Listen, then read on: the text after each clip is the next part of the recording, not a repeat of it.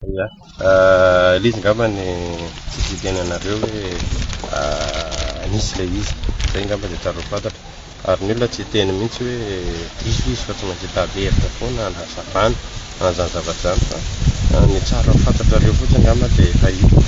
ny voalohany hoe ao anatin'ireny atolona izay natao ady nataontsika teny an-kianja ireny dia lasa mihazakazaka any amin'ny fiantsoana fametrahan'ny olona ny ataontsika hoe filohan'ny antenimieram-pirenena fitantsika ihany koa ny ataontsika hoe fifandraisany tanteraka amin'ireo vondrona hery-mara teo aloha izay niala. Nefa fantatsika nefa fa nisy vondrona anankiroa teto, teo ny indépendant dia teo ny hery-mara izay niaraka tamin'ny fitondrana teo aloha ary ataoko hoe akaiky amin'ny fitondrana teo aloha tamin'ny zavatra nataony rehetrarehetra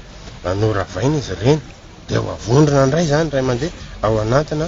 vondrona parlementaire anankiray. Ny zava-misy nefa dia fahitantsika amin'ny fihetsika izay zavatra atao hoe tsy miroso makany amin'ilay fanavozana isika raha zavatra ohatr'izay no atao satria ny dilikabin'ny président ny assemblée efa lasa ataontsika hoe présidentieny mbola vezivezy eto. Misy ireny nataon'ny antoko-tema fanalana ny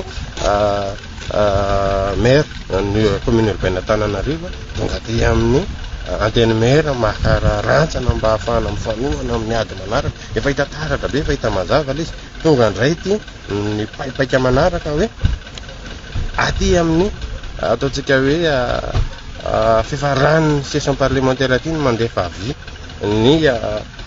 ACC hoe azo atao tsara indray ny manangana an'ilay groupe parlementaire. Dikan'izany tonga dia mazava be ny kajy ao anatin'izany hoe eroso ao anatin'ny fandravana zany an'ilay gouvernement dia ametraka ny olony hatrany amin'ny prime ministre, hatrany amin'ny ministre, hatrany amin'ny lehibe ny district, hatrany amin'ny draine sy ny rasa mangaiky amin'ny fahasalamana sy ny rehetrarehetra any amin'ny commune sy ny district any dia velona indray legeja ohatran'ny legeja efa nazy taloha ka rariny loatra ary ataoko hoe ara-potoana loatra raha ohatra ka mamoaka andreny vaovao reny satria na ny filohan'ny antenimieram-pirenena raha tapitra tsony daholo ny solombavambahoaka rehetra ireo ilazany an'izany fananganana groupe parlementaire zany. Groupe parlementaire moa atao inona groupe parlementaire mazava ho azy araka ny voalaza ny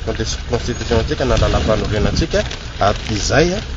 ampiasaintsika hatramin'izao izay nasiam-panitsiana tamin'ny 7 volana novembre 2010 dia milaza mazava fa ny groupe parlementaire majoritaire no manolotra an'izay premier ministre zay ary ny ministre miaraka amin'ny tompony andraiky fanjakana sy ny filoham-pirenena miara-mandrafitra an'io gouvernement io rehefa avy eo. Dikan'izay iova daholo mihitsy ny rehetrarehetra raha vao tafapetraka zareo ny rehetrarehetra eny ka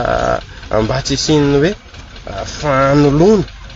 fangejana hatrany amin'ny sefokotany ka hatratỳ afara tapony aty dia rariny loatra raha tonga dia mitendeny izao izy. Hay ny tena koa tsy tia kinafinafiny io, tsy tia zavatra tsy mazava io dia zay ny antony anambarako mazava eto tsisy hoe